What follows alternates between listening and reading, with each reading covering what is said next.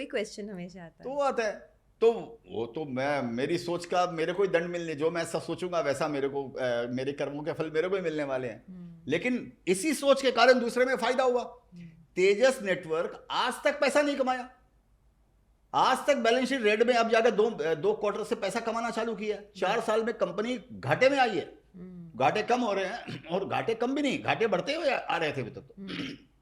उन्होंने पैसा ही नहीं कमाए, उसके बावजूद भी शेयर 30 गुना हो गया। क्यों?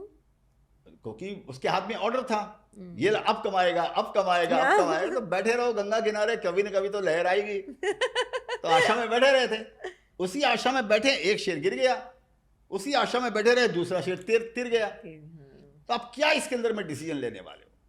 मेरे पास इसका उत्तर नहीं है एक्चुअली, सच पूछे तो मैं, इसका उत्तर एक ही है कि भैया जो हो रहा है सब लीला है। इसके हर चीज के पूरे उत्तर तुमको मिलने वाले नहीं है। जब तक company perform in the story intact, again मैं उसी बात पे आऊंगा, जब तक उसके प्रोडक्ट की स्टोरी इंटैक्ट है, जब तक मैनेजमेंट डिफोकस नहीं हो रहा है, तब तक उस शेयर्स के अंदर बना रहने का है। परिणाम आपको दोनों मिलेंगे, कभी अच्छे मिलेंगे, कभी बुरे मिलेंगे। ठीक है, जो मिलेंगे वो मिलेंगे। तो आपकी जो पोर्टफोलियो है 10-15 स्टॉक की, उसमें से अगर आपके 5 स्टॉक भी मल्टी बैगर्स हो जाते हैं, तो अब बाकियों को ज़्यादातर अगर घटेगा 20-30% तो आप ज़्यादा देखते नहीं हो। आज ज़्यादा देखते नहीं है, बशर्ते उसमें ऐसी खराबी नहीं हो कि जो आगे ठीक नहीं होने वाली है। टाइमिंग मेरे को नहीं मालूम है कि ये ठीक 1 साल में होगा या 2 साल में होगा, और मेरे उसमें क्वांटिटी भी थोड़ी रीजनेबल रहती है। मैं उसको बेच भी नहीं सकता हूँ। मैं भी अभिमन्यु के जैसा हूँ, घुसना आता निकलना नहीं आता। निकलना मेरी मर्जी से नहीं है, घुसना मेरी मर्जी से है, एग्जिट मेरी मर्जी से नहीं है।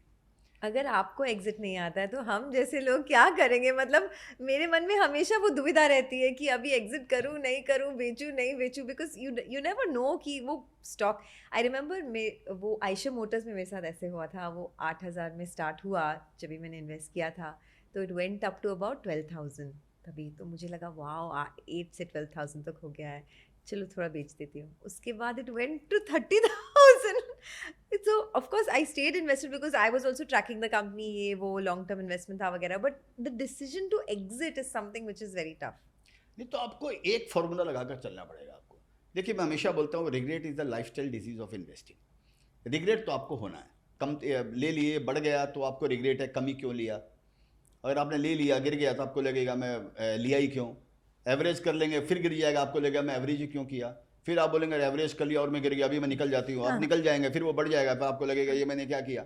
इसके उत्तर नहीं मिलने वाले आपको कभी भी, इसके सारी बातों के उत्तर नहीं मिलने वाले हैं। जिनका उत्तर नहीं मिलने वाला है उनको आपको छोड़ देना चाहिए। और मेरे को लग रहा है एक ही फॉर्मूला इन्वेस्टर्स को याद रखना कि story, chase the story behind the stock.